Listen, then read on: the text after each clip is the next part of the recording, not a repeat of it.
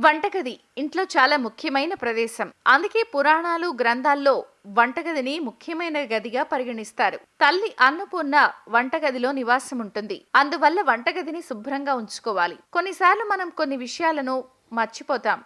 దీని కారణంగా ఇంట్లో ప్రతికూల శక్తి పెరుగుతుంది. దీని ప్రభావం మొత్తం ఇంటిని ప్రభావితం చేయడం ప్రారంభిస్తుంది. వంటగదిలో పనిచేస్తున్నప్పుడు తరచుగా చిన్న గాయాలు లేదా కాలిన గాయాలు వంటివి జరుగుతాయి. దానికోసం వంటగదిలో బ్యాండేజీలు, ఇతర రకాల మందులని ఉంచుతారు. సమయం వచ్చినప్పుడు వాటిని వాడొచ్చని. కానీ వాస్తు ప్రకారం వంటగదిలో మందులు ఉంచకూడదు. దీని ప్రభావం ఇంటి సభ్యుల ఆరోగ్యంపై పడుతుంది. మీ ఖర్చులు అకస్మాత్తుగా పెరిగే అవకాశం ఉంటుంది. అద్దం మారుతున్న కాలంతో పాటు ఇంటి ఇంటీరియర్ కూడా మారుతోంది. ఇల్లు అందంగా ఉండాలంటే కొన్నిసార్లు కొందరు కిచెన్లో అద్దాలు కూడా పెట్టుకుంటున్నారు. కానీ వాస్తు ప్రకారం వంటగదిలో అద్దం ఉండకూడదు. వంటగదిలోని పొయ్యి అగ్నిదేవుడికి సూచిక.